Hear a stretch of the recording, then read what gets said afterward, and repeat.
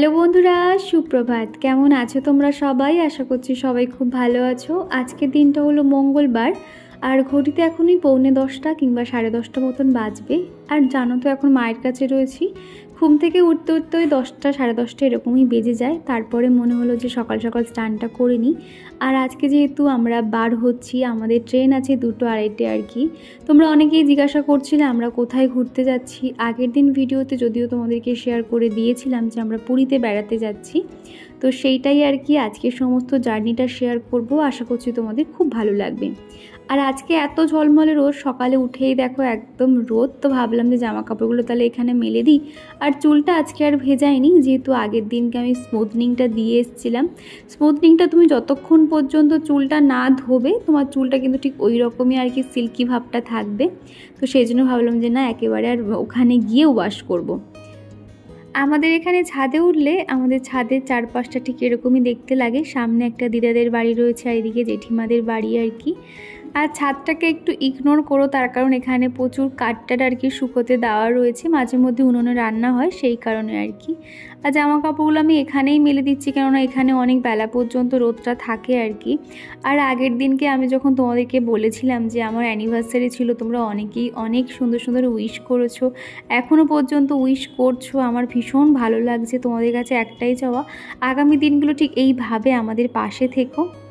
আমি আর চিকু প্রায় একই সঙ্গে ঘুম থেকে উঠেছি, তো মা ওকে এখন ব্রাশ করিয়ে দিয়েছে, আর আমি এদিকে স্নানটাও সেরে নিয়েছি। তো দেখো জামা কাপড়গুলো মেলে দিয়েছি, এবার সোজা চলে যাব নিচে, তারপর চিকুকে স্নান করাবো, খাওয়াবো, এই আর কি। Hello everyone, good morning. কেমন আছো তোমরা সবাই? আশা করছি সবাই খুব ভালো আছো। আমি দীপা, আমার একটা ছোট্ট পরিবারে তোমাদের সকলকে জানাই অনেক স্বাগত, অনেক ভালোবাসা। প্রথমেই বলি আমার ব্যাকগ্রাউন্ডটা একটুখানি তোমরা ইগনোর করো, তার কারণ আমি রয়েছি চিলেকোঠার ঘরে। এখানে সমস্ত কাঠ টাঠটা আর কি রাখা হয়, প্রায় সময় উনুনে রান্না হয়, তো সেই কারণে আর কি। আমাদের ছাদেও প্রচুর কাঠ, গাছের ডালপালা আর কি মানে শুকোতে দেওয়া রয়েছে, রান্না হয় উনুনে। আমি এই সিঁড়িপথে এসেই কথা বলছি, তার কারণ নিচে হচ্ছে কি চিকু প্রচুর কান্নাকাটি করছে, ওর বায়না, মানে ওর কত রকম বায়না যে এখানে হচ্ছে কি আর বলবো। তো এখন এই যে স্নান টান কমপ্লিট হয়ে গেছে, আর আমি উপরে চলে এসেছি।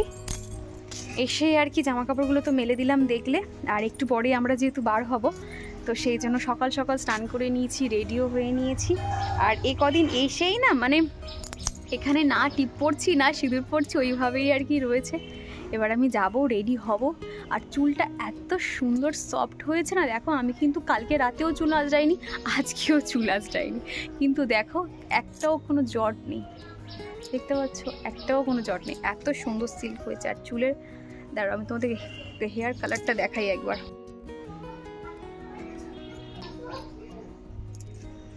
আর যেহেতু আমার ছোট ছোট বেবি হেয়ার ভরে গেছে, আমি যে মানে অনিয়ন হেয়ার অয়েলটা ইউজ করি, তো দেখতে পাচ্ছ এই যে চুলগুলো কিন্তু একদম ছোট ছোট বেরিয়েছে।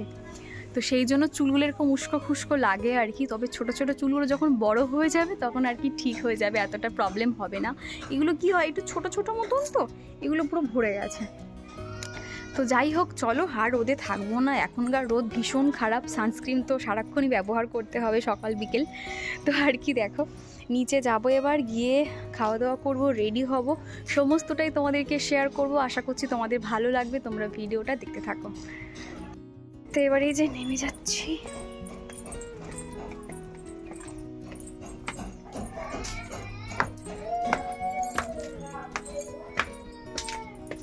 কি হয়েছে চিকুর? চিকুর কি হচ্ছে? আর এই কদিন দেখতে পাচ্ছ আমি কোনো রকম রেগুলারিটি মেনটেন করতে পারছি না। আর সেখান থেকে আলিসা কমেন্ট করেছো যে তুমি আমার ভিডিও প্রতিদিনই দেখতে চাও, কিন্তু আমি দিতে পারছি না, তুমি আমার উপর রাগ করেছো। তো প্রথমে আলিসা তোমাকে বলতে চাই, আমি কিন্তু সবসময় চাই যাতে আমি প্রতিদিন ভিডিও দিতে পারি, তবে সবসময় তো সম্ভব হয়ে ওঠে না। আর এখানে কিন্তু নেটওয়ার্কের প্রচুর প্রবলেম, তোমাদেরকে সেটা বলে বোঝাতে পারবো না, এতটাই নেটওয়ার্কের সমস্যা। জিওর তো কোনো রকম নেটওয়ার্ক থাকছে না, এমনকি কোনো যে আমি যে কমিউনিটি পোস্ট শেয়ার করব সেটাও করতে পারছি না, যে আমি কেন ভিডিও দিতে পারছি না। আমি জানি তোমরা আমার ভিডিওর জন্য অপেক্ষা করো, বিশ্বাস করো আমি আমার দিক থেকে 100% চেষ্টা করে যাচ্ছি। তবে আজকের পর থেকে আমি রেগুলার ভিডিও দেওয়ার চেষ্টা করব।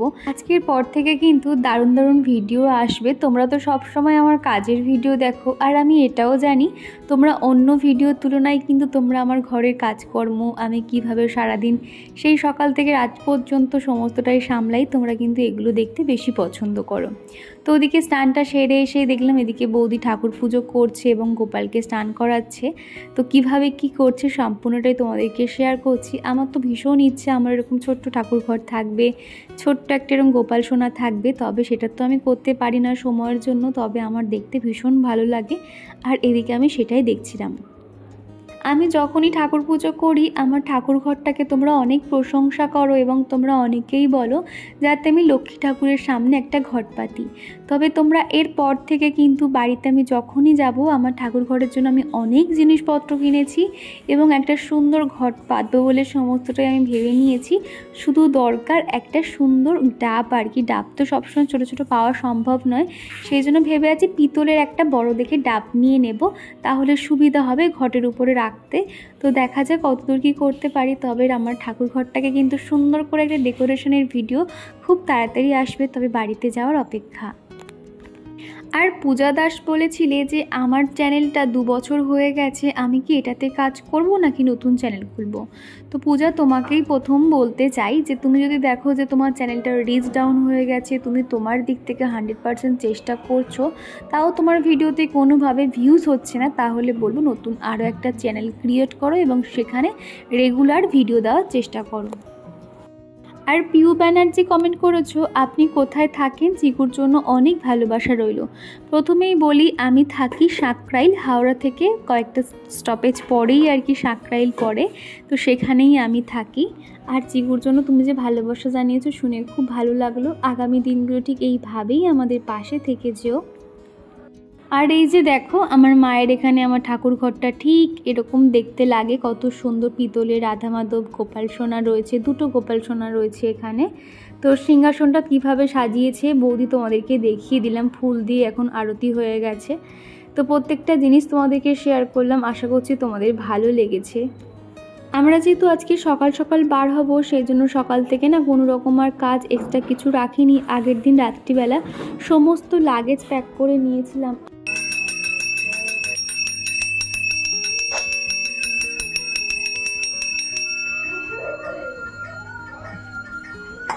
আমার বাপের বাড়ি ছোট্ট ঠাকুর ঘরটা কিন্তু আমার না ভীষণ ভালো লাগে। আমারও ভীষণ ইচ্ছে করে আমি এরকম পাথরের একটা সিংহাসন বানাবো আর আমার রাধা মাধব থাকবে সেখানে। জানি না সেই স্বপ্নটা কতদূর পূরণ হবে।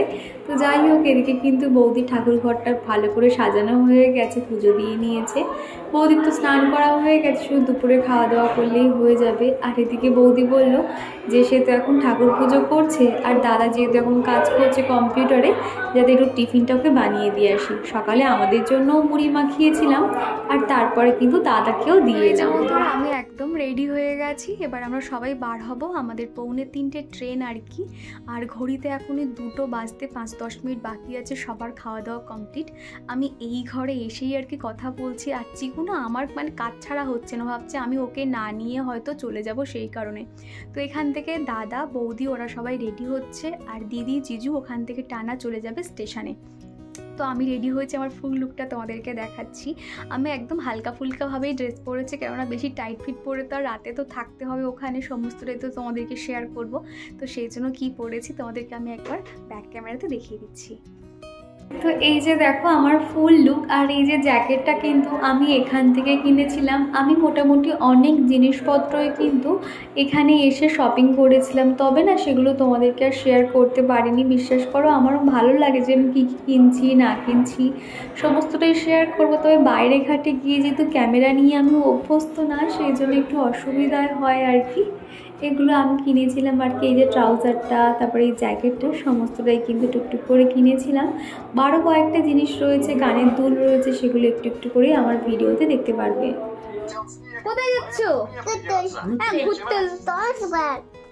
ফোনটা নিয়ে যাবে তো, ফোন দিয়ে দাও। বল দিদা ফোন রেখে দাও।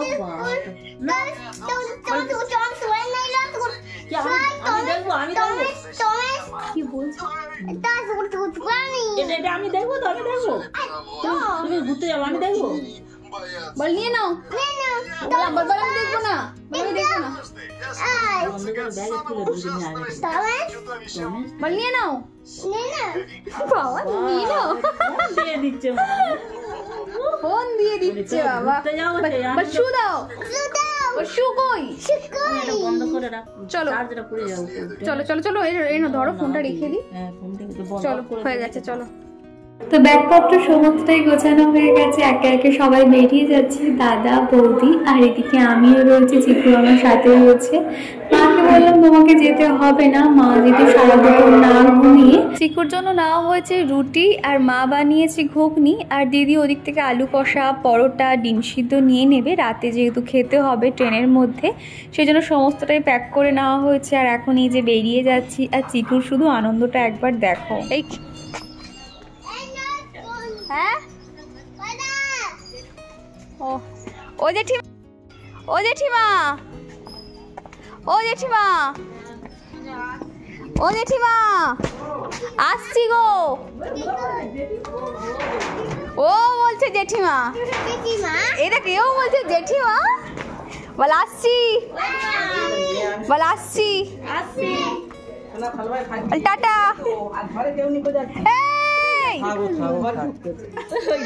চলে আয়, আসো আসো আসো, আমরা ঘুরতে যাবো তো, চলো চলো, হ্যাঁ বল দাঁড়াও,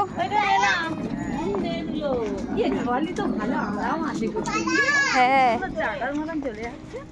মায়ের এখানে আসলে আমার কিন্তু খুব আনন্দ হয়, হইচই করে সেই সকাল থেকে রাত পর্যন্ত কেটে যায়। আবার এই যে বেড়াতে যাচ্ছি, সমস্ত কিছুই কিন্তু ঠিকঠাক আছে, খুব আনন্দ করছি। তবে চিকুর পাপার জন্য তো মনটা খারাপ লাগছে, সে যদি যেতে পারতো তাহলে তারও আনন্দ হতো। কি জানো তো, এত বছর তো ওর জন্য কোথাও যেতাম না, এই প্রথমবার আর কি চিকুর পাপাকে রেখে আর কি আমি আর চিকু ঘুরতে যাচ্ছি। কি করব, উপায় নেই, যেহেতু ওর ভরসা করলে আমাদের কখনোই ঘোরা হয় না, যেহেতু অফিস থেকে ও ছুটি পায় না। ওই বছরে এক আধবার যখন ছুটি পায় আর কি, ওই দুর্গাপুজোর সময় সেই কটার দিন আর কি আমরা এখানে ওখানে যাই, তা না হলে সেরকম কিন্তু কোথাও আমরা যেতে পারি না। তো সেই জন্য ভাবলাম যে চলো, এখন যেহেতু তোমার ফ্যামিলি সবাই যাচ্ছে তাহলে আমারও তাহলে যাওয়া যাক। তো বলে আমি আর চিকু আর কি এসছি।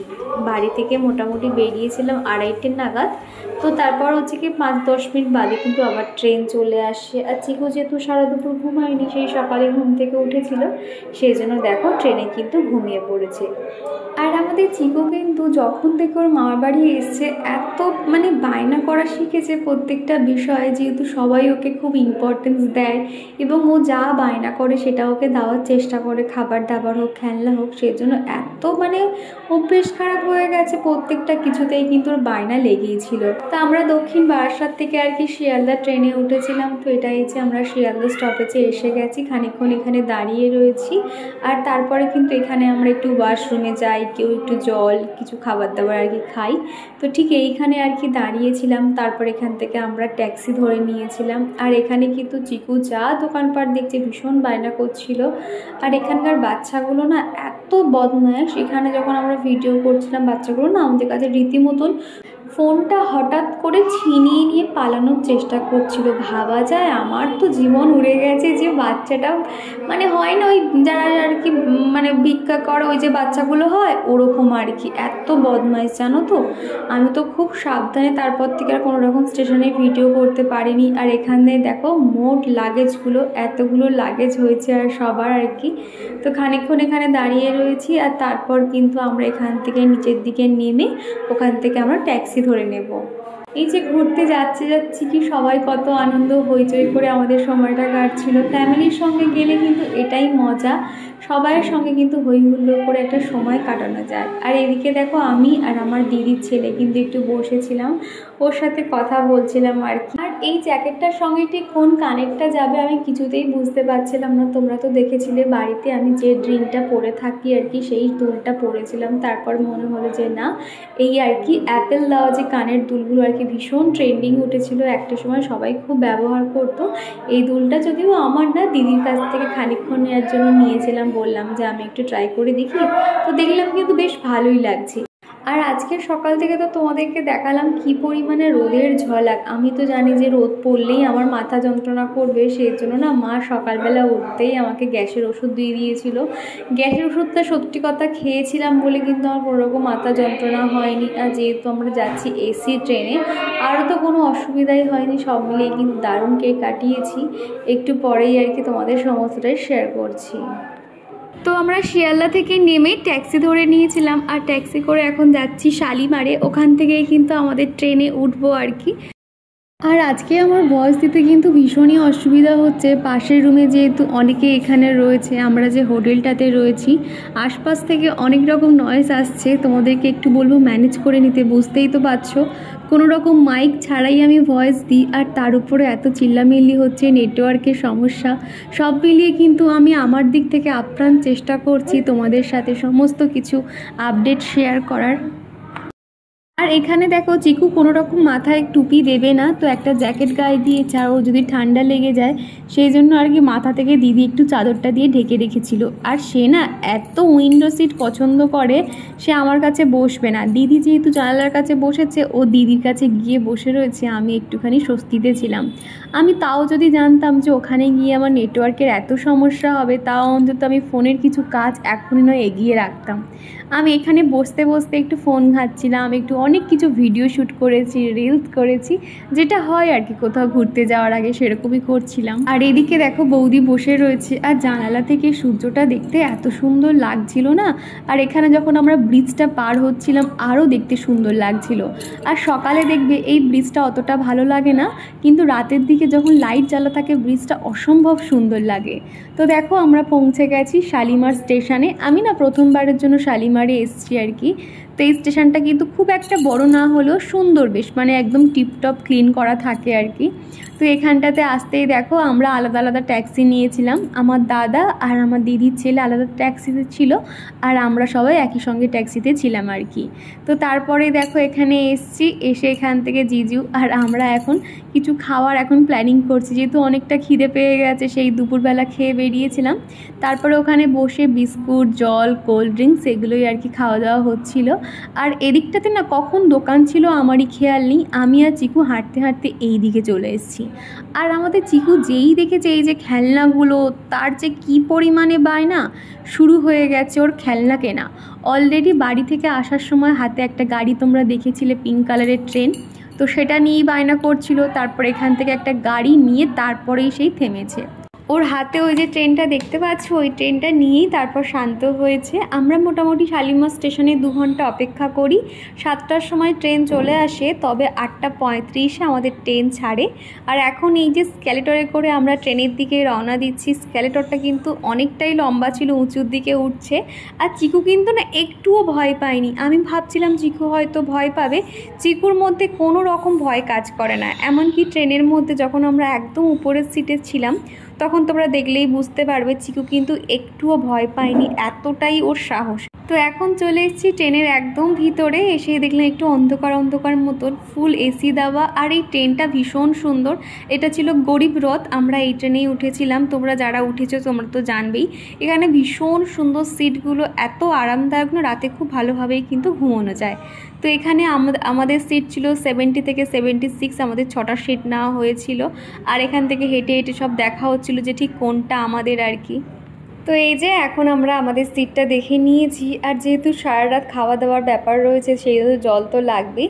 তো মোটামুটি আমাদের 6-7টা বোতল আর কি এরকম একসঙ্গে নিয়ে নেওয়া হয়েছিল। তো জিজু এখানে ফোন করে নিচ্ছিল ফ্যামিলির সবাইকে যে আমরা পৌঁছে গেছি, আমরা ট্রেন ধরে নিয়েছি আর কি। তো ফাইনালি আমিও বসে পড়েছি।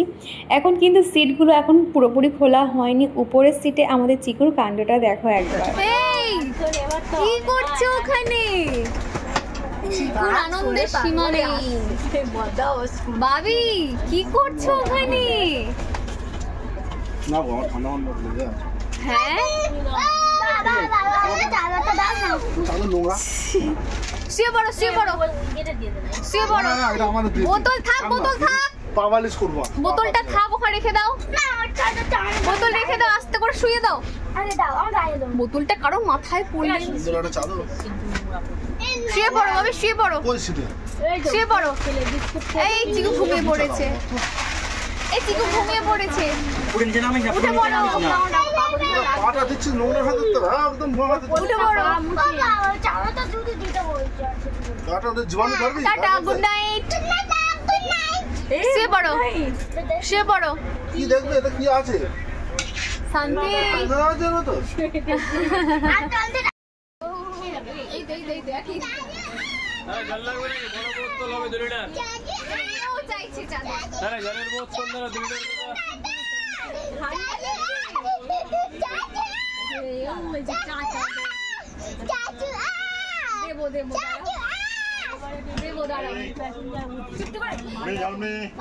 ম্যাডাম জানবে। তারপরে ওই 8:35 নাগাদ কিন্তু আমাদের ট্রেন ছাড়তে শুরু করে। তো সব মিলিয়ে ভীষণ একটা আনন্দ কাজ করছিল। আমি প্রথমবারের জন্য পুরীতে বেড়াতে যাচ্ছি। আমি বিয়ের আগে দীঘা, বকখালি এগুলোতে ঘুরে এসেছি, অনেক ছোট থেকেই আর কি 2-3 বার গেছি, কিন্তু পুরীতে কখনোই যাইনি। আর এবারে এই যে ভাগ্য হয়েছে জগন্নাথ দেব আমাকে ডেকেছে, সেই জন্য হয়তো আমি যেতে পারছি। উনি না ডাকলে হয়তো আমি যেতেই পারতাম না। তো এখন এই যে ভীষণ আনন্দ, ফ্যামিলির সঙ্গে যাওয়ার একটা মজাই আলাদা।